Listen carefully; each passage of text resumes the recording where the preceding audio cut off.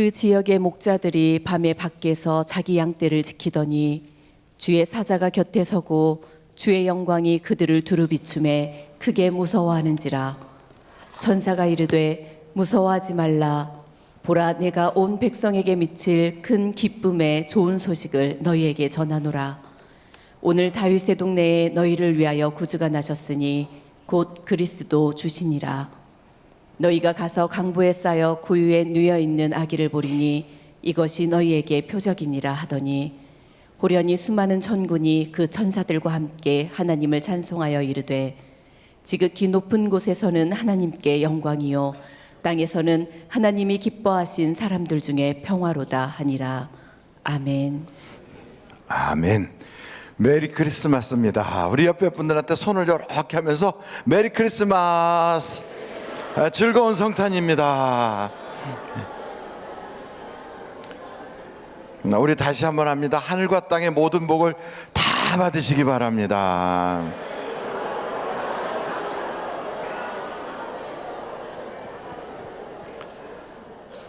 예수님께서 이 땅에 탄생하신 것은 누구를 위하여 탄생했어요? 성경에 보니까 너희를 위하여 구주가 나셨다. 그러니까 날마다 너희를 위하여 난 거야. 자기는 빠져요. 그러지 마시고 이번에는 우리가 나를 위하여, 시작, 나를 위하여. 그러니까 주님이 이 땅에 오신 것은 2000년 전에 있었던 유대인들을 위해서만이 아니라 그 모든 인류, 그 중에 특별히 나를 위하여 오신 거예요.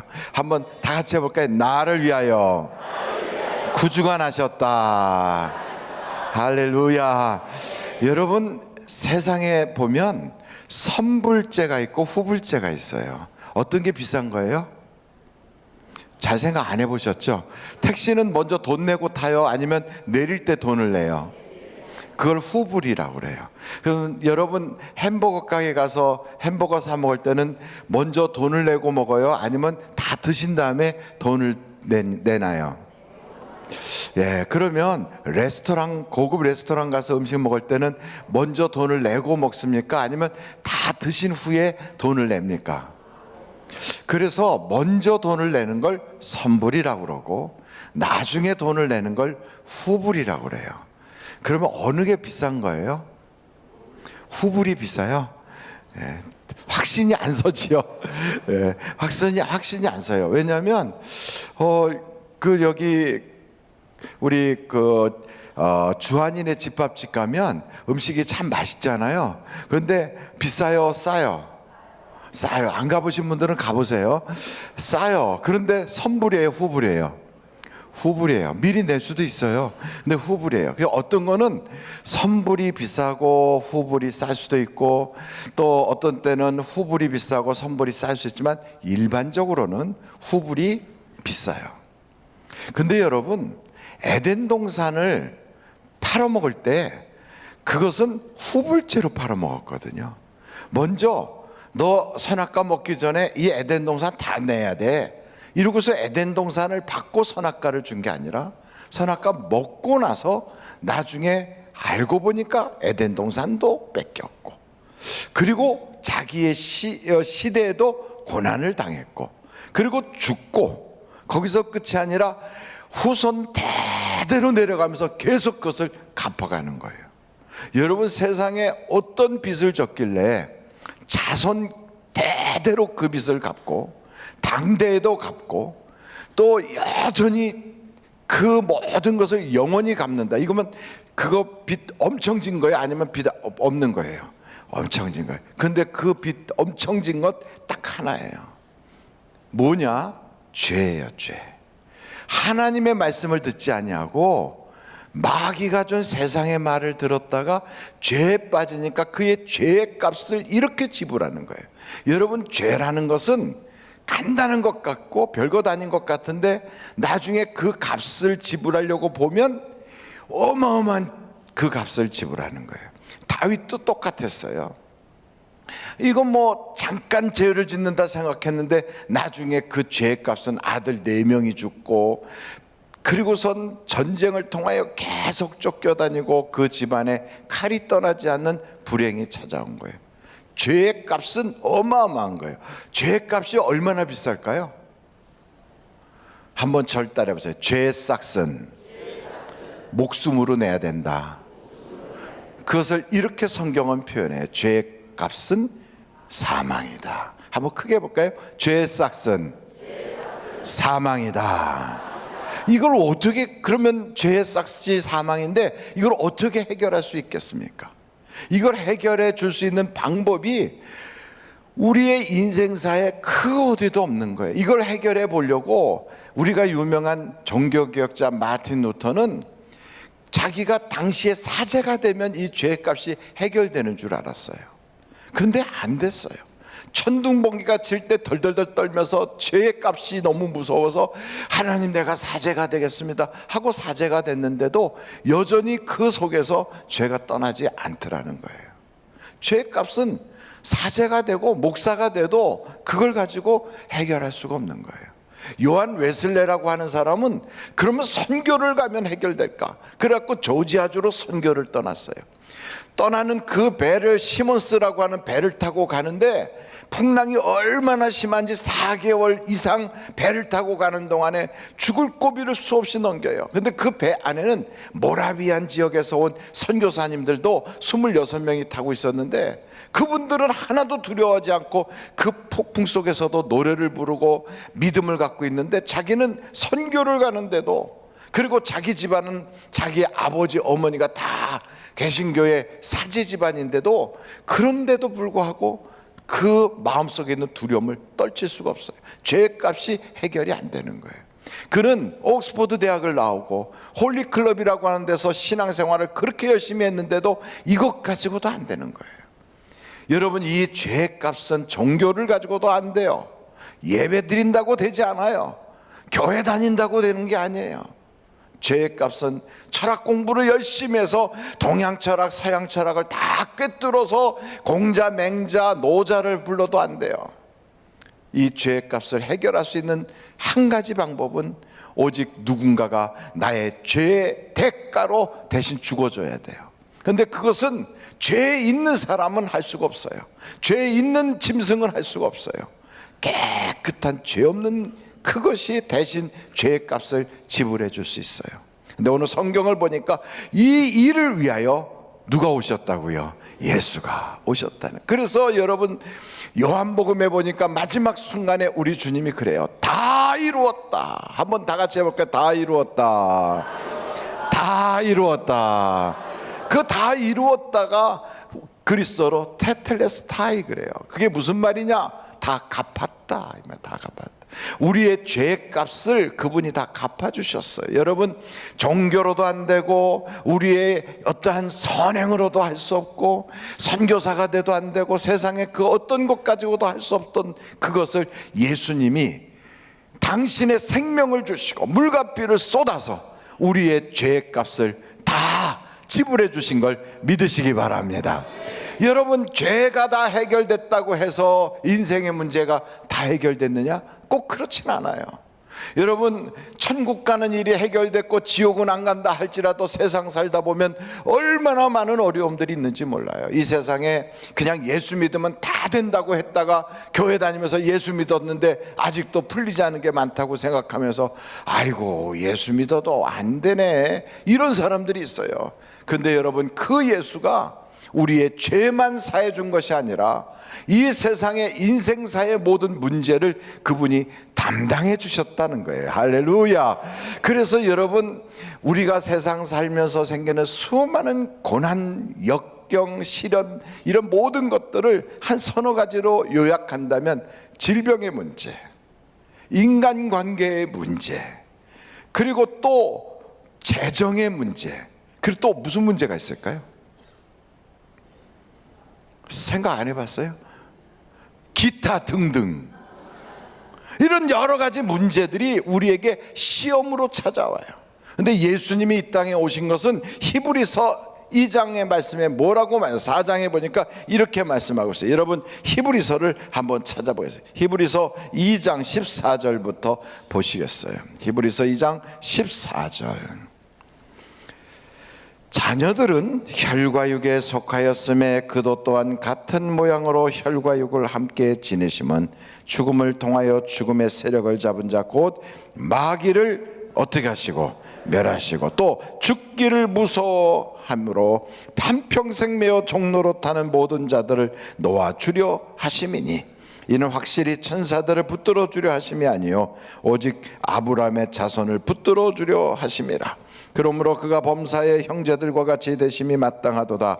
이는 하나님의 일에 자비하고 신실한 대제사장이 되어 백성의 죄를 속량하러 하심이라. 속량이라는 건 속전을 주고 다 없애버리는 거예요. 그러니까 주님이 다 갚아주려 하심이라. 근데 그것뿐 아니라 18절 우리 다 같이 한번 읽어보겠습니다. 시작.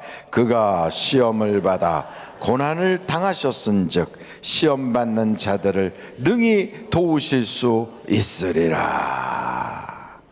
그래서 주님이 이 땅에 오셔서 무엇을 또 하시냐면 우리가 세상에 살면서 겪는 수많은 고난들, 시험, 시련들, 연단들을 능히 그분이 도와주실 수 있다 이 말이에요. 그래서 여러분 우리는 이 땅에 무엇을 만나든지 어떤 일이 있든지 성경은 우리에게 이렇게 말합니다. 너희 모든 구할 것을 예수님의 이름으로 하나님께 구하라. 그리하면 이루리라 하셨어요. 여러분 기도하면 응답을 받습니다. 하나님께 맡기면 우리 예수님께서 해결해 주십니다. 그러므로 그 예수가 이 땅에 오신 것은 단순히 세상 죄만 짊어지고 가셔서 우리의 죽음 이후에 나타나는 천국의 길만 열어놓으신 것이 아니라 이 땅에 살면서 겪을 수많은 일들도 당신께서 우리를 떠나지 아니하고 다 해결해 주시려고 이 땅에 오신 걸 믿으시기 바랍니다. 그래서 여러분 성경 갈라디아서 한번 찾아보시겠어요? 갈라디아서 2장 20절 말씀 다 같이 한번 읽겠습니다. 시작. 내가 그리스도와 함께 십자가에 못 박혔나니 그런즉 이제는 내가 사는 것이 아니요 오직 내 안에 그리스도께서 사시는 것이라. 이제 내가 육체 가운데 사는 것은 나를 사랑하사 나를 위하여 자기 자신을 버리신 하나님의 아들을 믿는 믿음 안에서 사는 것이라. 아멘. 쉽게 말하면 우리가 이제 예수를 믿고 예수 그리스도를 나의 구주로 섬기기 시작하면 이제는 우리가 혼자 사는 게 아니다 이 말이에요. 우리 눈에는 보이지 않고 내 손으로는 잡히지 않아도 내 안에 그리스도의 영 곧 성령이 오셔서 나와 함께 하시기 때문에 그래서 여러분 그렇게 간절히 그 주님의 도움을 받기를 원했던 욥이 이루지 못했던 그것을 우리는 이루고 살고 있어요. 욥은 고난 속에서 이렇게 말합니다. 나의 중보자가 저 하늘에 있다고 얘기해요. 우리는 우리의 중보자가 하늘에만 계신 것이 아니라 우리와 함께 이 자리에 계시는 거예요. 그래서 여러분 내가 사는 것이 나 혼자 사는 것이 아니라 내 안에 그리스도와 우리는 함께 사는 것입니다. 그래서 우리가 이 세상에 겪어서 나아가는 모든 사망의 음침한 골짜기, 내가 경험할 수 없었던 수많은 고비 고난들을 여러분 주저하지 마시고 주님께 맡기면 우리 주님께서는 이 모든 걸 다 담당해 주세요. 한번 크게 외칠까요? 주께서 담당해 주신다. 믿으십니까? 그래서 이걸 믿으면 이루어지는 거예요. 믿으면 주님께서 담당해 주신다고 믿는 그 순간 우리에겐 기적이 일어나는 거예요. 그래서 세상에는 믿음으로 사는 거예요. 믿음으로. 돈으로 사는 것 같고 명예와 권세로 사는 것 같고 또한 이 세상에 배운 지식으로 사는 것 같아도 돈 있어도 자기의 삶을 영유하지 못하더라고요. 유명한 인사들도 죽고 싶을 지경이 되면 자살해 버리더라고요. 세상에 노벨 문학상을 받았던 해밍웨이라고 하는 사람도 죽어버리더라고요. 그러니까 이 세상에 유명하든 권세가 있든 성공한 사람이든 돈이 있든 그 모든 것이 그의 인생에 찾아오는 그 고난을 그걸 벗어나게 못하는 거예요. 자기 인생의 한계를 뛰어넘지 못하게 하는 거예요. 거기에 딱 막히니까 갈 바를 모르니까, 여기서 더 이상 돌파할 길이 없으니까 거기서 죽는 거예요. 그래서 여러분, 사람들이 살다가 죽고 싶을 만큼 괴로울 때 좌절하지 마십시오. 성경에 보니까 다윗이 이렇게 말해요. 내가 여호와를 의지하는 고로 담을 뛰어넘나이다. 여러분 속에 계시는 예수 그리스도가 인생의 담을 뛰어넘게 할 줄로 믿습니다. 예수 없이 나는 이제는 고기잡이 하러 가리라 하고 주님 부활했다는 소식이 있음에도 불구하고 디베라로 나갔던 사람, 고기 한 마리도 못 잡고 실패의 연속을 하고 있을 때 예수님이 그들에게 찾아오시니까 그 빈배가 153마리의 물고기를 꽉 차도록 주님이 도와주시더라 이 말이에요. 여러분, 사업이 안 되고 힘들 때, 내 힘 가지고 해보려고 애썼을 때, 신앙 떠나서 내 수단 방법으로 해보려고 애썼을 때 안 되는 그 날샌 인생에 주님만 찾아오시면 다시 역사가 일어나는 거예요. 그래서 주님은 우리에게 찾아오세요. 미치광이 같은 광인에게도 찾아오셨어요. 엠마오로 내려가던 낙심한 사람에게도 찾아오셨어요. 평생을 7 귀신 들렸던 여자에게도 찾아오셨어요. 그래서 여러분 인생에 여러 문제가 있다 할지라도, 정신적인 문제, 육체적인 문제, 재정적 문제, 인간관계의 문제가 우리에게 있다 할지라도 여러분, 그것은 내 팔자가 아니에요. 예수 그리스도가 너희를 위하여, 나를 위하여 이 땅에 오신 걸 믿으시기 바랍니다. 그분이 해답이에요. 그분이 바로 그 모든 문제의 열쇠예요. 그분을 통하면 초상집 같았던 나의 삶이 이제부터 잔치집으로 바뀌는 거예요. 그래서 사도 바울에게도 우리 주님이 내가 너를 보내요, 사단의 권세에서 주님에게로, 어둠에서 빛으로, 멸망의 그 자리에서 영생의 자리로 옮기게 하려고 내가 너를 이방의 사도로 보내노라 그랬어요. 여러분, 예수 믿으면 우리의 신분이 바뀌고, 예수 믿으면 우리의 팔자가 바뀌고, 예수 믿으면 우리의 운명이 달라지는 겁니다. 그 예수가 바로 우리를 위하여 이 땅에 오셨어요. 그러므로 여러분, 인생의 고난은 누구에게나 다 찾아와요. 마귀가 성경에 보니까 욥기서 5장에 이렇게 얘기해요. 인생은 고난을 위해서 태어났대. 인생은 고생하기 위해서 태어났대요. 마치 불티가 막 그 장작 불 때면 불티가 공중으로 휙 하고 올라가는 것처럼, 그렇게 인생은 고난이 당연하다는 거예요. 고생이 당연하다는 거예요. 그러나 여러분, 이 고생의 문제, 고난의 문제도 해결의 방법이 있다는 거예요. 그건 팔자가 아니라는 거예요. 예수 그리스도 안에서 주님을 나의 구조로 삼고 주님께 내가 기도하면 역사가 일어나서 그 모든 고난이 단순한 고난이 아니라 내 인생의 간증으로 바뀌는 걸 믿으시기 바랍니다. 고난은 와도 간증으로 바꾸면 그게 우리의 삶의 믿음의 반석이 될 수 있어요. 여러분, 많은 역경과 어려움을 겪었어도 거기에서 좌절하여 넘어지지 아니하고 7번, 8번 쓰러질 기회에도 다시 일어나서 그 모든 것을 간증으로 바꾸는 사람은 향기가 나요. 그 사람은 인생의 아름다움이 쫙 다른 사람들에게 도전이 되고 도움이 돼요. 그래서 여러분, 약할 때 강함이라고, 내가 넘어졌을 때, 약했을 때, 병들었을 때, 고난했을 때, 이게 절대로 절망의 나의 인생의 아픔이 아니라 그것은 다시 일어나면 간증이 될 수 있는 기회가 되는 거예요. 그걸 다시 일어나게 하시려고 우리 주님이 찾아오셨다 이 말이에요. 여러분, 그 주님이 얼마나 우리를 사랑하셨냐면 로마서에 이런 말씀으로 우리에게 말씀하고 있습니다. 로마서 5장 한번 6절서부터 읽어보겠습니다. 로마서 5장 6절 같이 한번 6절로 8절 같이 한번 읽어보겠습니다. 시작. 우리가 아직 연약할 때 기약대로 그리스도께서 경건하지 않은 자를 위하여 죽으셨도다. 의인을 위하여 죽는 자가 살지요, 선인을 위하여 용감히 죽는 자가 혹 있거니와 우리가 아직 죄인 되었을 때 그리스도께서 우리를 위하여 죽으심으로 하나님께서 우리에 대한 자기의 사랑을 확증하셨느니라. 여러분, 하나님이 우리를 사랑하신 건 조건 때문이 아니라는 거예요. 세상은요, 다 조건 때문이에요.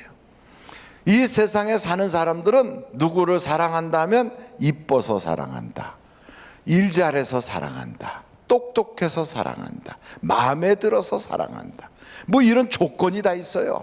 근데 하나님은 그게 아니에요. 우리가 아직 죄인이었을 때, 우리가 아직 아무런 조건이 없었을 때, 연약할 때, 도리어 우리는 하나님을 알지도 못할 때 우리 주님은 무조건적인 사랑으로 우리를 붙잡아 주셨다는 거예요. 이런 분은 세상에 아무도 없어요. 아무도. 부모가 자식을 사랑할 때도 다 자식을 사랑해요. 그러나 더 사랑하고 덜 사랑하는 사람을 가만히 보면, 더 사랑하는 사람은 어렸을 때는 그냥 자식이니까 다 사랑하지만, 우리 부모님은 안 그러시겠지만 보면은 다 용돈도 갖다 주는 그 자식이 더 사랑스러워. 안 그렇습니까? 아닌 척 하지 말고 옆에 사람한테 어떻게 생각하냐고 물어보세요. 그래도 자식이 3명이다 그러면 셋 중에 나에게 가장 용돈을 많이 갖다 주는 자식을 그래도 오나노나 생각해요. 그 당연한 거예요. 왜? 조건을 보거든. 나이를 먹으면 조건을 봐요. 유명하고 똑똑하고 세상에 자랑스러운 자식이 더 마음이 가요. 또 어떤 자식은 너무 약하고 힘들고 고생을 많이 하니까 그래서 마음이 가요. 다 보면 조건이에요. 잘 나가는 자녀, 돈만 갖다 주는 자녀에게만 가는 게 아니라 어떤 경우는 그 자녀는 내가 걱정하지 않아도 잘 사니까 도리어 마음 상하고 힘들고, 그렇게 그냥 가정 깨지고 어려운 그 사람 볼 때 마음이 아프니까 그래서 그 자녀는 더 챙겨줘. 여러분, 이게 다 무슨 이야기냐면 조건이에요. 조건. 이 세상의 모든 건 좋은 조건이든 나쁜 조건이든 조건을 보고 사람을 사랑하지만, 하나님은 무조건적인 사랑으로 나를 사랑한다 이 말이에요. 이런 분은 오직 누구밖에 없다? 예수밖에 없다. 그래서 예수님만이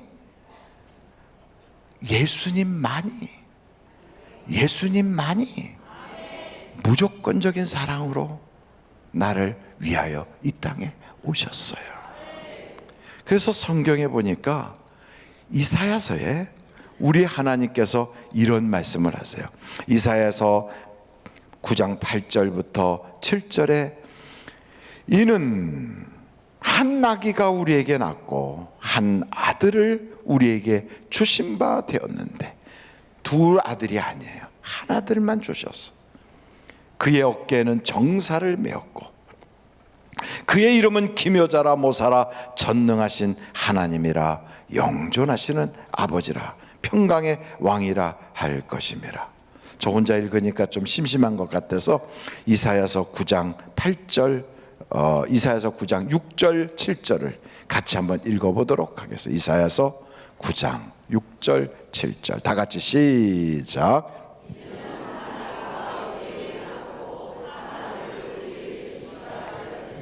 그의 어깨에는 정사를 메었고 그의 이름은 기묘자라 모사라 전능하신 하나님이라 영존하시는 아버지라 평강의 왕이라 할 것임이라. 7절 그 정사와 평강의 더함이 무궁하며 또 다윗의 왕자와 그의 나라에 군림하여 그 나라를 굳게 세우고 지금 이후로 영원히 정의와 공의로 그것을 보존하실 것이라.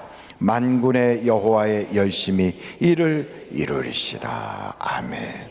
우리 예수님 이 땅에 태어나기 약 800년 전에, 우리 요즘으로 말하면 내가 이 세상 태어나기 바로 800년 전, 그러면 그때가 언제냐? 저 고려 시대에 이미 주님이 딱 정해놨다 이거예요. 아무개가 이 땅에 태어날 것이다.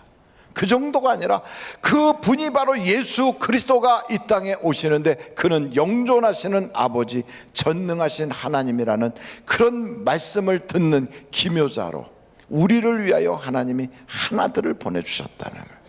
그분이 나를 구원하시려고, 그분이 나를 어려움에서 도와주시려고, 그분이 조건 없이 나를 사랑해 주시려고 이 땅에 오셨다는 거예요.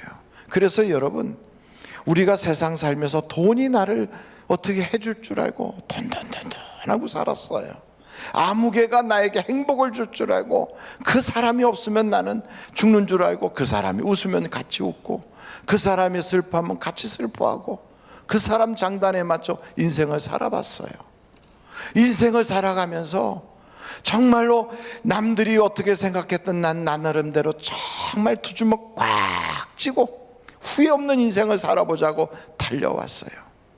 그러고 나서 우리가 딱 깨닫는 것은 이것이 나를 구원하는 게 아니구나. 이 모든 것이 내 인생에 진정한 해답을 주지 못하는구나. 진짜 내게 있어서 내 영혼을 도와주고 내 삶을 도와주고 내 부족한 모든 것을 채워줄 수 있는 분은 오직 예수님밖에는 없구나. 그래서 주님이 이 땅에 오신 것은 나를 살게 하고 더 풍성히 살게 하려고.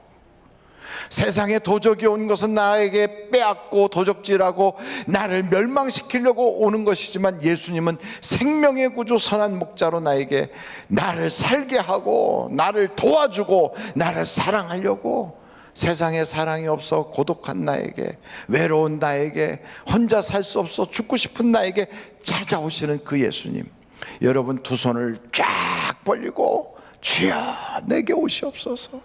내 속이 너무너무 구차하고 더럽고 정말 말구유처럼 냄새나는 구석이지만 그래도 내게 오셔서 주님, 나를 주님이 꽉 붙잡아 주셔서 내 삶에 나 혼자 살지 않고 주님과 동행하게 하옵소서. 이렇게 영접하는 사람은 누구를 막론하고, 과거가 어떤 사람이든, 그 사람이 무슨 죄를 지었든, 그 사람이 지금까지 살아온 모습이 어떻게 되었든, 아무도 그를 인정하지 않든 상관없이 영접하는 사람, 곧 예수님을 자기의 주님으로 믿겠다고 작정하는 사람은 오늘 구주가 그 사람을 위하여 이 땅에 태어나셨어요. 그래서 그 영혼은 구원받을 것이고 그의 삶은 하나님이 책임져 주실 것이고, 그 삶의 마지막 종착지는 천국, 하나님의 그 정원과 하나님의 밥상에 함께 앉아서 잔치가 열려질 걸 믿으시기 바랍니다. 그래서 여러분, 내 인생은 잔치집 인생으로 오늘도 바꿀 수 있어요.